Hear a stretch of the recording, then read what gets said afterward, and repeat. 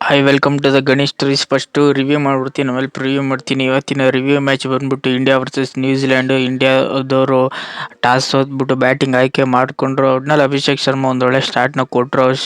Sanjay ಸ್ಯಾಮ್ಸನ್ನ wicket keeper ಆಗಿ ಇವ್ರು use ಮಾಡಿಕೊಂಡ್ರು. ಬೇಗನೆ ಔಟ್ ಆದರು. ಅಗ್ರೆಸಿವ್ನೆಸ್ ತೋರ್ಸಕ್ಕೆ ಹೋಗಿ ಇಲ್ಲಿ ಇಶಾನ್ ಕಿಶನ್ ಬೇಗನೆ ಔಟ್ ಆದರು. ಇಲ್ಲಿ ಸೂರ್ಯಕುಮಾರ್ ಯಾದವ್ ಒಂದೊಳ್ಳೆ ಕ್ಯಾಮಿಯೋ ಇನ್ನಿಂಗ್ಸ್ನ ಆಡಿದ್ರು. ಹಾರ್ದಿಕ್ ಪಾಂಡ್ಯನು ಅಷ್ಟೇ ಇಲ್ಲಿ 16 ಬಾಲ್ಗೆ 25 ರನ್ ಹೊಡೆದ್ರು. ಒಟ್ನಲ್ಲಿ ಶಿವಮ್ ದುಬೆ ಅಂತ ಹೇಳ್ಕೊಳ್ಳೋ ಆಟ ಆಡಲಿಲ್ಲ. ಮೇನು ಇಲ್ಲಿ ರಿಂಕು ಸಿಂಗು ಚೆಚ್ಚಿ ಕೆಡದ್ರು ಅನ್ಬೋದು. ಇಲ್ಲಿ 20 ಬಾಲ್ಗೆ 44 ರನ್ ಹೊಡೆದ್ರೆ ಒಟ್ನಲ್ಲಿ ನೆಕ್ಸ್ಟ್ ಲೆವೆಲ್ ಆಟನ ಆಡಿದ್ರು. ಒಟ್ನಲ್ಲಿ ಅಶ್ವಥ್ ಸಿಂಗ್ ಅಂತ ಹೇಳ್ಕೊಳ್ಳೋ ಆಟ ಆಡಲಿಲ್ಲ. ಮೇನು ಇಲ್ಲಿ ಹಾರ್ದಿಕ್ ಪಾಂಡ್ಯ, ರಿಂಕು ಸಿಂಗು, ಅಭಿಷೇಕ್ ಶರ್ಮಾ ತುಂಬ ಚೆನ್ನಾಗಿ ರನ್ನ ಹೊಡೆದ್ರು. ಒಟ್ನಲ್ಲಿ ಇಲ್ಲಿ ಪವರ್ ಪ್ಲೇಲಿ ತುಂಬ ಚೆನ್ನಾಗಿ ಅಭಿಷೇಕ್ ಶರ್ಮಾ ತುಂಬ ಚೆನ್ನಾಗಿ ರನ್ನ ಹೊಡೆದ್ರು. 84 ರನ್ ಹೊಡೆದ್ರು. ಒಟ್ನಲ್ಲಿ ಇಲ್ಲಿ ರಿಂಕು ಸಿಂಗು ನೆಕ್ಸ್ಟ್ ಲೆವೆಲ್ ಆಟ ಆಡಿದೆ. ಲಾಸ್ಟ್ ಓವರಲ್ಲಿ ತುಂಬ ಚೆನ್ನಾಗಿ ಗೇಮ್ನ ಕೈಗೆ ತಗೊಂಡ್ರು ಅನ್ಬೋದು. ಒಟ್ನಲ್ಲಿ ಇಲ್ಲಿ ರವಿ ವಿಷ್ಣುವಿನ ಇವರೇನು ಆಡಲಿಲ್ಲ. ಒಟ್ನಲ್ಲಿ ಇಲ್ಲಿ ಅಭಿಷೇಕ್ ಶರ್ಮಾ ನೆಕ್ಸ್ಟ್ ಲೆವೆಲ್ ಆಟನ ಆಡಿದ್ರು ಅನ್ಬೋದು. ಒಟ್ನಲ್ಲಿ ಇಲ್ಲಿ ಮಿನಿಮಮ್ಮು ಇಲ್ಲಿ ಪವರ್ ಪ್ಲೇಯಲ್ಲಿ 50 ರನ್ ಹೊಡೆದ್ರೆ, ಪವರ್ ಪ್ಲೇ ಆದಮೇಲೆ ಒಟ್ನಲ್ಲಿ 100 ರನ್ ಹೊಡೆದ್ರು. ಮಿಡಲ್ ಓವರ್ಗಳಲ್ಲಿ ಒಟ್ನಲ್ಲಿ 170 ರನ್ ಹೊಡೆದ್ರು. ಒಟ್ನಲ್ಲಿ ಲಾಸ್ಟ್ ಓವರಲ್ಲಿ ಮಿನಿಮಮ್ 238 ರನ್ ಹೊಡೆದ್ರು. ಒಟ್ನಲ್ಲಿ ನೆಕ್ಸ್ಟ್ ಲೆವೆಲ್ ಆಟನ ಆಡಿದ್ರು ಅಂತ ನನಗೇನು ಅನ್ನಿಸ್ತು. ಇಂಡಿಯಾ ಬ್ಯಾಟಿಂಗು ಸಿಕ್ಕಾಬಿಟ್ಟು ಅಗ್ರೆಸಿವ್ನೆಸ್ನ ತೋರಿಸಿದ್ರು. ಒಟ್ನಲ್ಲಿ ಚೆಚ್ಚಿ ಕೆಡಿದ್ರು ಅನ್ಬೋದು ನ್ಯೂಜಿಲೆಂಡ್ ಬೌಲರ್ನ. ಒಟ್ನಲ್ಲಿ ಹಿಂಗೆ ನೆಕ್ಸ್ಟ್ ಲೆವೆಲ್ ಆಟ ಆಡ್ತಾರೆ ಅಂತ ನಾನಂತೂ ಅಂದ್ಕೊಂಡಿರಲಿಲ್ಲ. ಒಟ್ನಲ್ಲಿ ಇಂಡಿಯಾದವರು ತುಂಬ ಚೆನ್ನಾಗಿ ಬ್ಯಾಟಿಂಗ್ನ ಆಡಿದ್ರು ಗುರು. ಒಟ್ನಲ್ಲಿ 38ನ ನ್ಯೂಜಿಲೆಂಡರು ಚೇಸ್ ಮಾಡಕ್ಕೆ ಬಂದವರು ಒಟ್ನಲ್ಲಿ ಬೇಗನೆ ಔಟ್ ಆದರು ಅನ್ಬೋದು. ಇಲ್ಲಿ ರವೀಂದ್ರ ಆಗಲಿ ಒಟ್ನಲ್ಲಿ ಅಂತ ಹೇಳ್ಕೊಳ್ಳೋ ಆಟ ಆಡಲಿಲ್ಲ. ಒಟ್ನಲ್ಲಿ ಮೇನು ಇಂಡಿಯಾದವರು ನೆಕ್ಸ್ಟ್ ಲೆವೆಲ್ ಆಟ ಆಡೋಕ್ಕೆ ಹೋಗಿದ್ದೆ. ಒಟ್ನಲ್ಲಿ ಅಂತ ಹೇಳ್ಕೊಳ್ಳೋ ಆಟ ಅನ್ನೋದಕ್ಕಿಂತ ಇಲ್ಲಿ ನ್ಯೂಜಿಲೆಂಡ್ ಅವರು ಅಂತ ಹೇಳ್ಕೊಳ್ಳೋ ಆಟ ಆಡಲಿಲ್ಲ ಅನ್ಬೋದು. ಒಟ್ನಲ್ಲಿ ಮೇನು ನ್ಯೂಜಿಲೆಂಡ್ ಸ್ಕೋರ್ ಕಡೆ ನೋಡೋದಾದ್ರೆ ಒಟ್ನಲ್ಲಿ ಇಲ್ಲಿ ಮೇನು ಫಿಲಿಪ್ಸ್ ಅವರು ತುಂಬ ಚೆನ್ನಾಗಿ ಆಡಿದ್ರು. ಫಿಲಿಪ್ಸ್, ಡಾವೆಲ್ ಮಿಚೆಲ್ ಎಲ್ಲ ತುಂಬ ಚೆನ್ನಾಗಿ ಆಡಿದ್ರು. ಒಟ್ನಲ್ಲಿ ಅವರಿಬ್ಬರು ಪಾರ್ಟ್ನರ್ಶಿಪ್ಪಿಂದನೇ ಒಂಚೂರು ನೆಕ್ಸ್ಟ್ ಲೆವೆಲ್ ಆಟ ಆಡಿದ್ರು ಹೊರತು ಒಟ್ನಲ್ಲಿ ಅಂತ ಹೇಳ್ಕೊಳ್ಳೋ ಆಟ ಇಲ್ಲಿ ಯಾರೂ ಆಡಲಿಲ್ಲ. ಒಟ್ನಲ್ಲಿ ಇಲ್ಲಿ ಸ್ನಾಟ್ನರು ಅಷ್ಟೇ ಒಟ್ನಲ್ಲಿ ಕ್ಯಾಮಿಯೋ ಇನ್ನಿಂಗ್ಸ್ ಆಡಿದ್ರು ಹೊರತು ಒಟ್ನಲ್ಲಿ ಇಲ್ಲಿ ನನಗೆ ಅನ್ನಿಸ್ತು ಇವರು 238ನ ಚೇಸ್ ಮಾಡ್ತಾರ ಅಂದರೆ ಒಂದು ಲೆವೆಲ್ಗೆ ಮಿಡಲ್ ಓವರ್ಗಳಲ್ಲಿ ಚೇಸ್ ಮಾಡ್ಕೊಳ್ಳೋ ಚಾನ್ಸಸ್ ಇತ್ತು. ಒಟ್ನಲ್ಲಿ ಲಾಸ್ಟಲ್ಲಿ ತುಂಬ ಚೆನ್ನಾಗಿ ಬೌಲಿಂಗ್ ಮಾಡಿದ್ರು ಇಂಡಿಯಾದವರು. ಮೇನು ಜಸ್ಪ್ರೀತ್ ಬೂಮ್ರಾಗೆ ಒಟ್ನಲ್ಲಿ ಸಿಕ್ಕಾಪಟ್ಟೆ ರನ್ ಹೊಡೆಸ್ಕೊಂಡ್ರು. ಒಟ್ನಲ್ಲಿ ಇಲ್ಲಿ ಅಕ್ಷಯ್ ಪಟೇಲು ಕ್ರೂಷಿಯಲ್ 1 ವಿಕೆಟ್ ತಗೊಂಡ್ರೆ, ಇಲ್ಲಿ ವರುಣ್ ಚಕ್ರವರ್ತಿ ಗೇಮ್ ಚೇಂಜರ್ ಮಾಡಿದ್ರು 2 ವಿಕೆಟ್ ತಗೊಟ್ಟು. ಇಲ್ಲಿ ಶಿವಮ್ ದುಬೆನ 2 ವಿಕೆಟ್ ತಗೊಟ್ರು. ಹಾರ್ದಿಕ್ ಪಾಂಡ್ಯನ 1 ವಿಕೆಟ್ ತಗೊಟ್ರು. ಒಟ್ನಲ್ಲಿ ಅಶ್ವಥ್ ಸಿಂಗು 1 ವಿಕೆಟ್ನ ತಗೊಟ್ರು. ಒಟ್ನಲ್ಲಿ ಇಂಡಿಯಾ ಬೌಲಿಂಗು ಟಾಪ್ ನಾಚ್ ಆಗಿತ್ತು. ಮಿನಿಮಮ್ 7 ಜನ ಓವರ್ಗಳನ್ನ ಇವರು ಯೂಸ್ ಮಾಡಿಕೊಂಡು ತುಂಬ ಚೆನ್ನಾಗಿ ಇಂಡಿಯಾ ಬೌಲಿಂಗ್ ಮಾಡಿದ್ರು. ಒಟ್ನಲ್ಲಿ 197ಕ್ಕೆ ನ್ಯೂಜಿಲೆಂಡ್ ಅವರು 7 ವಿಕೆಟ್ನ ಕಳ್ಕೊಂಡು ಒಟ್ನಲ್ಲಿ 20 ಓವರ್ನ ಮುಗಿಸ್ಕೊಂಡು ಒಟ್ನಲ್ಲಿ 48 ರನ್ಗಳ ಭರ್ಜರಿ ಜಯ ಸಾಧಿಸಿದರು ಇಂಡಿಯಾದವರು. ಒಟ್ನಲ್ಲಿ ಇಂಡಿಯಾದವರು ಈ ಮ್ಯಾಚ್ನ ಫಸ್ಟ್ ಗೆಲ್ತಾರೆ ಅಂತ ನಾನಂತೂ ಅಂದ್ಕೊಂಡಿರಲಿಲ್ಲ. ಒಟ್ನಲ್ಲಿ ಇಂಡಿಯಾದವರು ಬ್ಯಾಟಿಂಗ್ ತುಂಬ ಚೆನ್ನಾಗಿ ಕಮ್ಬ್ಯಾಕ್ ಮಾಡಿಕೊಂಡು ಒಟ್ನಲ್ಲಿ ಇಂಡಿಯಾ ಟೀಮಿಂಗು ತುಂಬ ಚೆನ್ನಾಗಿತ್ತು ಅಂತ ನನಗೇನು ಅನ್ನಿಸ್ತು. ಒಟ್ನಲ್ಲಿ ಇಂಡಿಯಾದವರು ಗೆದ್ದರು. ರಿವ್ಯೂ ವಿಚಾರದಲ್ಲಿ ನೋಡಿದ್ರೆ ನೆಕ್ಸ್ಟ್ ಪ್ರಿವ್ಯೂ ಮಾಡ್ತೀನಿ. ಇವತ್ತಿನ ರಿವ್ಯೂ ವಿಚಾರದಲ್ಲಿ ನೋಡಿದ್ರೆ ಒಟ್ನಲ್ಲಿ ಇಂಡಿಯಾದವರು 3ನೇ ಮ್ಯಾಚ್ ಒಟ್ನಲ್ಲಿ ಜಸ್ಟ್ ಒಂದು ಲೈಟ್ ರಿವ್ಯೂ ಮಾಡಿಬಿಡ್ತೀನಿ. ಸುಮಾರು ಮ್ಯಾಚ್ ರಿವ್ಯೂಗಳು ಮಾಡಿದ್ದಿಲ್ಲ. ಒಟ್ನಲ್ಲಿ 3ನೇ ಮ್ಯಾಚ್ ರಿವ್ಯೂ ನೋಡೋದಾದರೆ ಒಟ್ನಲ್ಲಿ ನ್ಯೂಜಿಲೆಂಡ್ ಅವರು ಫಸ್ಟ್ ಬ್ಯಾಟಿಂಗ್ ಮಾಡಿಕೊಂಡು ಇಲ್ಲಿ ಫಿಲಿಪ್ಸ್ ಅವರು ಒಟ್ನಲ್ಲಿ ಒಂದೊಳ್ಳೆ ಪಾರ್ಟ್ನರ್ಶಿಪ್ನ ಬಿಲ್ಡ್ ಮಾಡಿಕೊಂಡು ಒಟ್ನಲ್ಲಿ ಇಂಡಿಯಾದವ್ರು ಇಲ್ಲೋ ಆದರೆ ಹೌದು ಗೆದ್ದರು. ಬೇಗನೆ ಇಲ್ಲಿ ಮ್ಯಾಚ್ ಮುಗಿಸ್ರು ಅನ್ಬೋದು. ಮಿನಿಮಮ್ 10 ಓವರ್ಗೆ ಮ್ಯಾಚ್ನ ಮುಗಿಸ್ರು. ಒಟ್ನಲ್ಲಿ ಇಂಡಿಯಾದವರು ಈ ಮ್ಯಾಚ್ನ ಕೈವಶ ಮಾಡಿಕೊಂಡ್ರು. ಒಟ್ನಲ್ಲಿ 3ನೇ ಮ್ಯಾಚ್ನ ಕೈವಶ ಮಾಡಿಕೊಂಡ್ರು. ಮೇನ್ ಇಲ್ಲಿ ಅಭಿಷೇಕ್ ಶರ್ಮಾಗೆ ಕ್ರೆಡಿಟ್ ಕೊಡಬೇಕು. ಸೂರ್ಯಕುಮಾರ್ ಯಾದವ್ಗೂ ಅಷ್ಟೇ, ಇಲ್ಲಿ ಇಶಾನ್ ಕಿಶನ್ ಅಷ್ಟೇ ಬೇಗನೆ ಮ್ಯಾಚ್ನ ಮುಗಿಸಿದ್ರು. ಒಟ್ನಲ್ಲಿ ಇಲ್ಲಿ ಜಸ್ಪ್ರೀತ್ ಬೂಮ್ರಾನ ಬೌಲಿಂಗ್ಗೆ ಹಾಕ್ಸಿದ್ರು. ಒಟ್ನಲ್ಲಿ ಚೆನ್ನಾಗಿ ಬೌಲಿಂಗ್ನ ಮಾಡಿದ್ರು. ಒಟ್ನಲ್ಲಿ ನೆಕ್ಸ್ಟ್ ಲೆವೆಲ್ ಆಟನ ಆಡಿದ್ರು ಅಂತ ನನಗೇನು ಅನ್ನಿಸ್ತು. ಒಟ್ನಲ್ಲಿ ಇಂಡಿಯಾ ಕೈವಶ ಮಾಡಿಸ್ಕೊಂಡ್ರು. ಒಟ್ನಲ್ಲಿ 3ನೇ ಮ್ಯಾಚ್ನ ಆಡಿಕೊಂಡು ಒಟ್ನಲ್ಲಿ ಕೈವಶ ಮಾಡಿಕೊಂಡ್ರು ಅಂತ ನನಗೇನು ಅನ್ನಿಸ್ತಿದೆ. ಒಟ್ನಲ್ಲಿ 3ನೇ ಮ್ಯಾಚ್ನ ಗೆದ್ರು ಗುರು. ಒಟ್ನಲ್ಲಿ 4ನೇ ಮ್ಯಾಚ್ ವಿಚಾರದಲ್ಲಿ ನೋಡಿದ್ರೆ ಒಂಚೂರು ಇಂಡಿಯಾದವರು ಕಮ್ಬ್ಯಾಕ್ ಆಗಲಿಲ್ಲ. ಒಟ್ನಲ್ಲಿ 215ನ ಏನು ಹೊಡೆಯೋಕ್ಕೆ ಬಂದರು ಒಟ್ನಲ್ಲಿ ಇಂಡಿಯಾದವ್ರಿಗೆ ಹೊಡೆಯೋಕೆ ಆಗಲಿಲ್ಲ. ಒಟ್ನಲ್ಲಿ ಶಿವಮ್ ದುಬೆ ಎಲ್ಲ ಒಂದು ಹೋಪ್ ಇತ್ತು. ಶಿವಮ್ ದುಬೆ ಅವರು ಹೊಡಿತಾರಾ ಇಲ್ವಾ ಅನ್ನೋ ಮೂಮೆಂಟ್ಗಳು ಸಿಕ್ಕಾಪಟ್ಟೆ ಇತ್ತು. ಒಟ್ನಲ್ಲಿ ಹೊಡೆಯೋಕ್ಕಂತೂ ಆಗಲಿಲ್ಲ. ಇಲ್ಲಿ ರಿಂಕು ಸಿಂಗು ಏನೂ ಹೊಡಿಲಿಲ್ಲ. ಒಟ್ನಲ್ಲಿ ಒಟ್ಟಿನಲ್ಲಿ ಇಲ್ಲಿ ಸಂಜು ಸ್ಯಾಮ್ಸಂಗ್ ಒಂದೊಳ್ಳೆ ಇನ್ನಿಂಗ್ಸ್ ಆಡಿ 2 ಮ್ಯಾಚಲ್ಲಿ ಮಿನಿಮಮ್ ಇವ್ರೇನು ರನ್ನೇ ಹೊಡಿತಿದ್ದಿಲ್ಲ.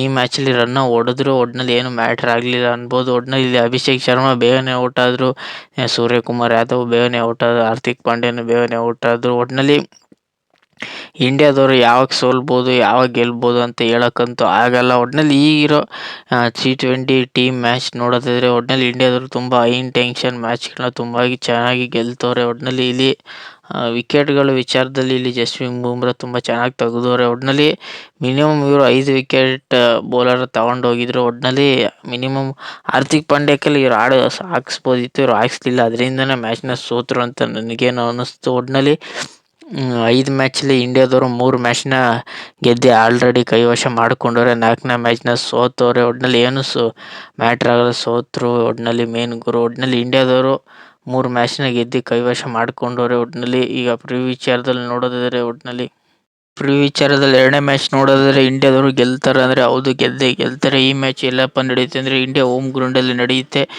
ಒಟ್ಟಿನಲ್ಲಿ ಇಲ್ಲಿ ಮಿನಿಮಮ್ ಸ್ಕೋರ್ ಬಂದ್ಬಿಟ್ಟು 190 ಇಲ್ಲ 200 ಹೊಡಿಲೇಬೇಕು. ಒಟ್ಟಿನಲ್ಲಿ ಬ್ಯಾಟಿಂಗ್ಗೆ ಬೌಲಿಂಗ್ಗೆ ಸಿಕ್ಕಾಬಿಟ್ಟೆ ಆವ್ರೇಜ್ ಆಗಿದ್ದೇ ಇರುತ್ತೆ.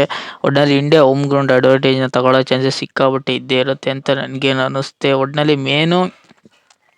ಒಟ್ಟಿನಲ್ಲಿ ಇಂಡಿಯಾದವರು ಈ ಮ್ಯಾಚ್ನ ಗೆಲ್ಲಬೇಕು. ಲಾಸ್ಟ್ ಮೂಮೆಂಟಲ್ಲಿ ನ್ಯೂಜಿಲೆಂಡ್ ಅವರು ಈಸಿಯಾಗಿ ಬಿಟ್ಕೊಡೋ ಚಾನ್ಸಸ್ ಇದ್ದೇ ಇರುತ್ತೆ. ಒಟ್ಟಿನಲ್ಲಿ ಯಾಕೆಂದರೆ ಇಂಡಿಯಾ ಟೀಮ್ ವಿಚಾರದಲ್ಲಿ ತುಂಬ ಚೆನ್ನಾಗಿ ಕಾಣ್ತಿದೆ. ಒಟ್ಟಿನಲ್ಲಿ ಆಲ್ರೌಂಡರ್ ವಿಚಾರದಲ್ಲಿ ತುಂಬ ಚೆನ್ನಾಗಿ ಕಾಣ್ತಿದೆ. ಮೇನು ಫೀಲ್ಡಿಂಗ್ ವಿಚಾರದಲ್ಲಿ, ಬೌಲಿಂಗ್ ವಿಚಾರದಲ್ಲಿ ಒಂಚೂರು ಗಮನ ವಹಿಸ್ಬೇಕಂತ ನನಗೇನು ಅನ್ನಿಸ್ತಿದೆ.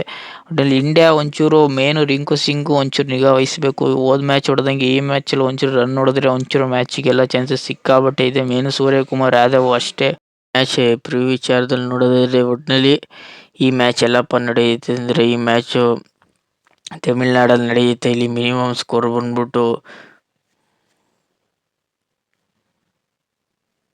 ರಿಪೋರ್ಟ್ ವಿಚಾರದಲ್ಲಿ ನೋಡೋದಾದರೆ ಇಲ್ಲಿ ಫಸ್ಟ್ ಬ್ಯಾಟಿಂಗ್ ಆಡೋರು ಮಿನಿಮಮ್ಮು 200 ರನ್ ಹೊಡೆದಿರ್ತಾರೆ. ಇಂಡಿಯಾದವರು ಫಸ್ಟ್ ಬ್ಯಾಟಿಂಗ್ ಆಡಿದ್ರೆ ಹೌದು 200 ಅಂತೂ ಹೊಡಿತಾರೆ. ನ್ಯೂಜಿಲೆಂಡ್ ಅವರು ಅಂತೂ ಒಟ್ಟಿನಲ್ಲಿ ಬ್ಯಾಟಿಂಗ್ ಆಡೋದು ಒಂಚೂರು ಸ್ಟ್ರಗಲ್ ಪಡೋ ಚಾನ್ಸಸ್ ಸಿಕ್ಕಾಪಟ್ಟೆ ಇದೆ ಅಂತ ನನಗೇನು ಅನಿಸ್ತಿದೆ. ಇಲ್ಲಿ ಫಸ್ಟ್ ಬ್ಯಾಟಿಂಗ್ ಆಡೋರಿಗೆಲ್ಲ ಚಾನ್ಸಸ್ಸು 100% ಇದ್ದೇ ಇರುತ್ತೆ. ಸೆಕೆಂಡ್ ಬ್ಯಾಟಿಂಗ್ ಆಡೋರು ಒಂಚೂರು ಕಷ್ಟ ಇದೆ. ಒಟ್ಟಿನಲ್ಲಿ ಬೌಲಿಂಗ್ ಪಿಚ್ ಆದರೆ ಹೌದು ಬೌಲಿಂಗು ಸ್ಪಿನ್ನಿಗೆ ಸಿಕ್ಕಾಪಟ್ಟೆ ಯೂಸ್ಫುಲ್ಲು. ಸ್ಪೀಡಿಂಗ್ ಅಂತ ಏನು ಹೇಳ್ಕೊಳ್ಳೋ ಸ್ಪೀಡಿಂಗ್ ಇಲ್ಲ ಅನ್ಬೋದು. ಒಟ್ಟಿನಲ್ಲಿ ಮೇನು ಬ್ಯಾಟಿಂಗ್ಗೆ ಸಿಕ್ಕಾಪಟ್ಟೆ ಯೂಸ್ಫುಲ್ ಇದೆ. ಮೇನು ಇಲ್ಲಿ ಟೀಮ್ ಚೇಂಜಸಲ್ಲಿ ಒಂಚೂರು ಚೇಂಜ್ ಆಗೋ ಚಾನ್ಸಸ್ ಇದ್ದೇ ಇರುತ್ತೆ ಅಂತ ನನಗೇನು ಅನ್ನಿಸ್ತಿದೆ. ಒಟ್ಟಿನಲ್ಲಿ ಸಂಜು ಸ್ಯಾಮ್ಸಂಗ್ನ ಈ ಮ್ಯಾಚ್ನ ಆಡಿಸೋದಂತ ಡೌಟ್ ಅಂತ ನನಗೇನು ಅನ್ನಿಸ್ತಿದೆ. ಇಶಾನ್ ಕಿಶನ್ ಆಡಿಸ್ತಾನೆ ಅಂದರೆ ಹೌದು ಆಡಿಸ್ತಾರೆ. ಅಭಿಷೇಕ್ ಶರ್ಮಾನ ಆಡಿಸ್ತಾರೆ. ಒಟ್ಟಿನಲ್ಲಿ ಓಪನಿಂಗು ಇಲ್ಲಿ ಇಂಡಿಯಾದಲ್ಲಿ ಕ್ಲಿಕ್ ಆದರೆ ತುಂಬ ಚೆನ್ನಾಗಿ ಇರುತ್ತೆ ಅಂತ ನನಗೇನು ಅನ್ನಿಸ್ತಿದೆ. ಒಟ್ಟಿನಲ್ಲಿ ಮೇನ್ ಗುರು ಒಟ್ಟಿನಲ್ಲಿ ಮಿನಿಮಮ್ 100, 250 ಒಟ್ಟಿನಲ್ಲಿ ಇಂಡಿಯಾನವ್ರು ಫಸ್ಟ್ ಬ್ಯಾಟಿಂಗ್ ಮಾಡಿದ್ರೆ 250 ಹೊಡಿತಾರೆ. ನ್ಯೂಜಿಲೆಂಡ್ನವರು ಫಸ್ಟ್ ಏನಾದ್ರು ಬ್ಯಾಟಿಂಗ್ ಮಾಡಿದ್ರೆ ಒಟ್ಟಿನಲ್ಲಿ 220, 240 ಹೊಡೆಯೋ ಚಾನ್ಸಸ್ ಸಿಕ್ಕಾಪಟ್ಟೆ ಇದ್ದೇ ಇರುತ್ತೆ. ಒಟ್ಟಿನಲ್ಲಿ ಇಂಡಿಯಾ ಬೌಲಿಂಗು ಒಂಚೂರು ಗಮನ ವಹಿಸಬೇಕು. ಇಲ್ಲಾಂದರೆ ಒಂಚೂರು ಹೋದ ಮ್ಯಾಚ್ 4ನೇ ಮ್ಯಾಚಲ್ಲಿ ಆದಂಗೆ ಒಂಚೂರು ಮ್ಯಾಚ್ ಸೋಲೋ ಚಾನ್ಸಸ್ ಇದ್ದೇ ಇರುತ್ತೆ. ಒಟ್ಟಿನಲ್ಲಿ ಈ ಮ್ಯಾಚ್ನ ಸೋತ್ರು ಏನು ಮ್ಯಾಟ್ರ್ ಆಗಲ್ಲ. ಒಟ್ಟಿನಲ್ಲಿ ಯಾಕೆಂದರೆ 3 ಮ್ಯಾಚ್ ಗೆಲ್ಲಬೇಕಿತ್ತು. ಮಿನಿಮಮ್ 3 ಮ್ಯಾಚ್ನ ಗೆದ್ಕೊಂಡು ಇವರು ಆರಾಮಾಗಿರ್ತಾರೆ. ಈ ಮ್ಯಾಚ್ನ ಏನಾದ್ರು ಗೆದ್ದರೆ ನ್ಯೂಜಿಲೆಂಡ್ ಅವರು ಮಾನ ಮರ್ಯಾದೆನ ಉಳಿಸ್ಕೋತಾರೆ ಅಂತ ನನಗೇನು ಅನ್ನಿಸ್ತಿದೆ. ಒಟ್ಟಿನಲ್ಲಿ ಮೇನ್ ಗುರು ಒಟ್ಟಿನಲ್ಲಿ ಇಂಡಿಯಾ ಟೀಮಲ್ಲಿ ಯಾರ್ಯಾರಪ್ಪ ಇರ್ತಾರೆ ಅಂದರೆ ಇಲ್ಲಿ ಸೂರ್ಯಕುಮಾರ್ ಯಾದವ್ ಕ್ಯಾಪ್ಟನ್ ಆಗಿರ್ತಾರೆ.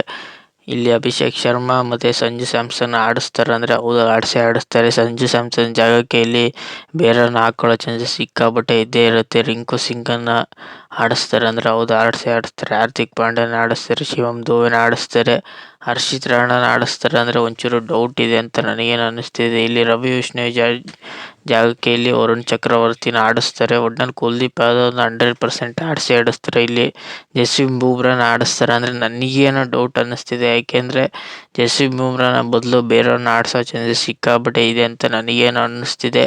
ಒಟ್ಟಿನಲ್ಲಿ ಕ್ಯಾಪ್ಟನ್ಸಿ ವಿಚಾರದಲ್ಲಿ ಸೂರ್ಯಕುಮಾರ್ ಯಾದವ್ ಒಂದೊಳ್ಳೆ ಮೂವ್ಗಳನ್ನ ಮಾಡ್ತಿದೆ. ಯಾವ ಟೈಮಲ್ಲಿ ಯಾರನ್ನ ಆಡಿಸ್ಬೇಕೋ ಅವ್ರನ್ನ ಮಾತ್ರ ಆಡಿಸ್ತಾರೆ. ಒಟ್ಟಿನಲ್ಲಿ ಅನ್ನೆಸೆಸರಿಯಾಗಿ ಯಾರ್ಯಾರನ್ನೂ ಆಡಿಸಲ್ಲ. ಒಟ್ಟಿನಲ್ಲಿ ಮೇನ್ ಗುರು ಒಟ್ಟಿನಲ್ಲಿ ಸೂರ್ಯಕುಮಾರ್ ಕ್ಯಾಪ್ಟನ್ಸಿಲಿ ಮಿನಿಮಮ್ 3 ಮ್ಯಾಚ್ನ ಗೆದ್ಕೊಂಡು ಆರಾಮಾಗಿದ್ದಾರೆ. 2 ಮ್ಯಾಚ್ ಸೋತರು ಏನು ಮ್ಯಾಟ್ರ್ ಆಗಲ್ಲ. ಒಟ್ಟಿನಲ್ಲಿ ಟೀಮ್ ವಿಚಾರದಲ್ಲಿ ಒಟ್ಟಿನಲ್ಲಿ T20 ಟೀಮಲ್ಲಿ ಇಂಡಿಯಾ ಹೈ ಕ್ವಾಲಿಟಿ ಟೀಮ್ ಅಂತೂ ಕಾಣಿಸ್ತಿದೆ. ವರ್ಲ್ಡ್ ಕಪ್ಗೆ ಸಿಕ್ಕಾಪಟ್ಟೆ ಇವರು ತುಂಬ ವರ್ಕೌಟ್ ಮಾಡಿದ್ದಾರೆ ಅಂತ ನನಗೇನು ಅನ್ನಿಸ್ತಿದೆ. ಒಟ್ನಲ್ಲಿ ಅಭಿಷೇಕ್ ಶರ್ಮಾ ಅವರು ತುಂಬ ಚೆನ್ನಾಗಿ ರನ್ ಹೊಡಿತಾರೆ ಪವರ್ ಪ್ಲೇಲಿ ಅಂತ ನನಗೇನು ಅನ್ನಿಸ್ತಿದೆ. ಒಟ್ನಲ್ಲಿ ಇಂಡಿಯಾದವರು ಫಸ್ಟ್ ಬ್ಯಾಟಿಂಗ್ ಆಡಿದ್ರೆ ಮ್ಯಾಚ್ ಗೆಲ್ಲೋ ಚಾನ್ಸಸ್ ಸಿಕ್ಕಾಪಟ್ಟೆ ಇದೆ. ಸೆಕೆಂಡ್ ಬ್ಯಾಟಿಂಗ್ ಆಡಿದ್ರೆ ಒಂಚೂರು ಮ್ಯಾಚ್ ಸೋಲೋ ಚಾನ್ಸಸ್ ಸಿಕ್ಕಾಪಟ್ಟೆ ಇದೆ ಅಂತ ನನಗೇನು ಅನ್ನಿಸ್ತಿದೆ. ಒಟ್ನಲ್ಲಿ ಇಂಡಿಯಾದವರು ಈ ಮ್ಯಾಚಲ್ಲಿ ಟಾಸ್ನ ಗೆದ್ದರು, ಒಟ್ನಲ್ಲಿ ಮ್ಯಾಚ್ ಗೆಲ್ಲೇಬೇಕು ಗುರು. ಈ ಮ್ಯಾಚ್ ಸೋತರು ಗೆದ್ದರು, ಒಟ್ನಲ್ಲಿ ಇಂಡಿಯಾ ಈ ಸೀರೀಸ್ನ ಕೈವಶ ಮಾಡ್ಕೊಂಡಿದ್ದಾರೆ ಅಂತ ನನಗೇನು ಅನ್ನಿಸ್ತಿದೆ. ಒಟ್ನಲ್ಲಿ ಈ ಮ್ಯಾಚಲ್ಲಿ 5 ಮ್ಯಾಚಲ್ಲಿ ಮಿನಿಮಮ್ ಇಂಡಿಯಾದವರು 3 ಮ್ಯಾಚ್ನ ಗೆದ್ದುಕೊಂಡು ಒಟ್ನಲ್ಲಿ ಆಲ್ರೆಡಿ ಮ್ಯಾಚಲ್ಲಿ ಟಾಪಲ್ಲಿ ಇದ್ದಾರೆ ಅಂತ ಹೇಳಕ್ಕೆ ಇಷ್ಟಪಡ್ತೀನಿ. ಒಟ್ನಲ್ಲಿ ಮೇನ್ ಗುರು ಒಟ್ನಲ್ಲಿ ಸೂರ್ಯಕುಮಾರ್ ಯಾದವ್ ಒಂಚೂರು ಕ್ಯಾಮ್ ಇನ್ನಿಂಗ್ಸ್ಗಳನ್ನ ಆಡೋದ್ಕಿಂತ ಒಟ್ನಲ್ಲಿ ಡಮಾಲ್ ಆಟಗಳನ್ನ ಆಡಬೇಕು. ಒಟ್ನಲ್ಲಿ ಹಾರ್ದಿಕ್ ಪಾಂಡ್ಯ ಕೈಲಿ ಬೌಲಿಂಗ್ ಹಾಕಿಸ್ಬೇಕು ಅಂತ ನನಗೇನೋ ಅನ್ನಿಸ್ತಿದೆ. ಒಟ್ನಲ್ಲಿ ಮೇನು ಇಲ್ಲಿ ಜಸ್ಪ್ರೀತ್ ಬುಮ್ರಾ ಯಾಕೋ ಫಾರ್ಮಲ್ಲಿ ಇಲ್ವಾ ಅನ್ನಿಸ್ತಿದೆ ನನಗೇನೋ. ಕುಲ್ದೀಪ್ ಯಾದವ್ ಸಿಕ್ಕಾಪಟ್ಟೆ ಎಕ್ಸ್ಪೆನ್ಸಿವ್ ಅಂತ ಆಗ್ತಿದ್ದಾರೆ. ಇಲ್ಲಿ ರವಿ ವಿಷ್ಣು ಮೇನು ಇಲ್ಲಿ ಕುಲ್ದೀಪ್ ಯಾದವ್ ಜಾಗಕ್ಕೆ ಇಲ್ಲಿ ವರುಣ್ ಚಕ್ರವರ್ತಿನ ಹಾಕ್ಸ್ಬೋದಾ, ಇಲ್ಲ ರವಿ ವಿಷ್ಣುನ ಹಾಕ್ಸ್ಕೋಬೋದಾ, ಇಲ್ಲ ನಾನು ಅಂದ್ಕೊಂಡಿರೋ ಪ್ರಕಾರ ಇಲ್ಲಿ ರವಿ ವಿಷ್ಣು ಮತ್ತು ವರುಣ್ ಚಕ್ರವರ್ತಿನ ಆಡಿಸ್ಬೋದು, ಇಲ್ಲ ಕುಲ್ದೀಪ್ ಯಾದವ್ನೇ ಕುಣಿಸ್ಬೋದು ಅಂತ ನನಗೇನು ಅನ್ನಿಸ್ತಿದೆ. ಒಟ್ನಲ್ಲಿ ಗಂಭೀರ್ ಅವರು ಸಿಕ್ಕಾಪಟ್ಟೆ ಟೀಮಲ್ಲಿ ಚೇಂಜಸ್ ಮಾಡಿಕೊಂಡು ಆಡಿಸಿದ್ರು ಇವರು ಆಲ್ರೆಡಿ ಮ್ಯಾಚ್ನ ಗೆದ್ದೋರೆ. ಒಟ್ನಲ್ಲಿ ಈ ಮ್ಯಾಚ್ನ ಸಿಕ್ಕಾಪಟ್ಟೆ ಚೇಂಜಸ್ ಅಂತೂ 100% ನನಗೇನು ಇದ್ದೇ ಇರುತ್ತೆ ಅಂತ ನನಗೇನು ಅನ್ನಿಸ್ತಿದೆ. ಒಟ್ನಲ್ಲಿ ನ್ಯೂಜಿಲೆಂಡ್ ಅವರು ಕೊನೆವರೆಗೂ ಟಕ್ಕಲ್ ಕೊಟ್ಟೇ ಕೊಡ್ತಾರೆ. ಮೇನು ಇಲ್ಲಿ ಡೇವಿಡ್ ಮಿಚೆಲ್ ಅವರು ತುಂಬ ಚೆನ್ನಾಗಿ ಎಲ್ಲ ಮ್ಯಾಚಲ್ಲಿ ಆಲ್ಮೋಸ್ಟ್ ತುಂಬ ಚೆನ್ನಾಗಿ ಹೊಡಿತಾರೆ. ಫಿಲಿಪ್ಸ್ ಅವರು ತುಂಬ ಚೆನ್ನಾಗಿ ರನ್ನ ಹೊಡಿತವ್ರೆ. ಒಟ್ನಲ್ಲಿ ಇಂಡಿಯಾ ಈ ಮ್ಯಾಚಲ್ಲಿ ನ್ಯೂಜಿಲೆಂಡ್ ಅವ್ರಿಗೆ ಟಕ್ಕರ್ ಕೊಟ್ಟರು. ನ್ಯೂಜಿಲೆಂಡ್ ಅವರು ಕೊನೆವರೆಗೂ ಟಕ್ಕರ್ ಕೊಟ್ಟು ಮ್ಯಾಚ್ನ ಈಸಿಯಾಗಂತೂ ಬಿಟ್ಕೊಡಲಿಲ್ಲ ಅಂತ ನನಗೇನು ಅನ್ನಿಸ್ತಿದೆ. ಒಟ್ನಲ್ಲಿ ಹೈ ಸ್ಕೋರ್ ಮ್ಯಾಚ್ ಆದರೆ ಒಟ್ನಲ್ಲಿ ತುಂಬ ಚೆನ್ನಾಗಿರುತ್ತೆ. ಲೋ ಸ್ಕೋರ್ ಆದರೆ ಮ್ಯಾಚ್ ಬೇಗ ಮುಗಿಸ್ತಾರೆ ಇಂಡಿಯಾದವರು ಅಂತ. ಮಿನಿಮಮ್ಮು ಒಂದು 7 ಓವರ್ಗೆ ಮುಗಿಸಿದ್ರು ಏನು ಆಶ್ಚರ್ಯ ಪಡೋ ಚಾನ್ಸಸ್ ಯಾಕೆ ಇಲ್ಲ ಅಂತ ನನಗೇನು ಅನ್ನಿಸ್ತಿದೆ. ಒಟ್ನಲ್ಲಿ ಅಭಿಷೇಕ್ ಶರ್ಮಾ ತುಂಬ ಚೆನ್ನಾಗಿ ಓಪನಿಂಗ್ ಮಾಡಿದ್ರೆ ಒಟ್ನಲ್ಲಿ ತುಂಬ ಚೆನ್ನಾಗಿರುತ್ತೆ ಅಂತ ನನಗೇನು ಅನ್ನಿಸ್ತಿದೆ. ಅಭಿಷೇಕ್ ಶರ್ಮಾ ಎಲ್ಲಿ ಬೇಗ ಔಟ್ ಆಗ್ತಾರೆ ಅಲ್ಲಿ ಮ್ಯಾಚ್ ಬೇಗ ಡಿಲೇ ಆಗೋ ಚಾನ್ಸಸ್ ಸಿಕ್ಕಾಪಟ್ಟೆ ಇರುತ್ತೆ. ಒಟ್ನಲ್ಲಿ ಈ ಮ್ಯಾಚ್ನ ಇಂಡಿಯಾದವರು ಆಲ್ರೆಡಿ ಮ್ಯಾಚ್ನ ಗೆದ್ದೋರೆ. ಒಟ್ನಲ್ಲಿ ಈ ಮ್ಯಾಚ್ನ ಇಂಡಿಯಾದವರು ಗೆಲ್ತಾರ ಇಲ್ವೋ ಅಂದರೆ ಗೆದ್ದೇ ಗೆಲ್ತಾರೆ. ಕೊನೆಯವರೆಗೂ ನ್ಯೂಜಿಲೆಂಡ್ ಅವರಂತೂ ಬಿಟ್ಕೊಡೋದಿಲ್ಲ ಅಂತ ನನಗೇನು ಅನ್ನಿಸ್ತಿದೆ. ಈ 2 ಮ್ಯಾಚ್ ರಿವ್ಯೂ ಮತ್ತು ಪ್ರಿವ್ಯೂ ನಿಮ್ಗೇನಾದ್ರು ಇಷ್ಟ ಆಗಿದ್ರೆ ಲೈಕ್, ಶೇರ್, ಸಬ್ಸ್ಕ್ರೈಬ್ ಮಾಡ್ಕೊಳ್ಳಿ. ಸುಮಾರು ಜನ ಸಬ್ಸ್ಕ್ರೈಬ್ ಮಾಡದೆ ನೋಡ್ಬಿಡ್ತೀರ ಗುರು. ಸಬ್ಸ್ಕ್ರೈಬ್ ಮಾಡೋದಿಲ್ಲ, ಒಂದು ಲೈಕು ಮಾಡಲ್ಲ, ಒಂದು ಕಮೆಂಟು ಮಾಡಲ್ಲ. ಬೇಗ ಶೇರ್ ಮಾಡಿ. ಒಟ್ನಲ್ಲಿ ಸಿಗುವ ಮುಂದಿನ ವಿಡಿಯೋದಲ್ಲಿ 1000 ಸಬ್ಸ್ಕ್ರೈಬ್ ಬೇಗ ಕಂಪ್ಲೀಟ್ ಮಾಡಿ.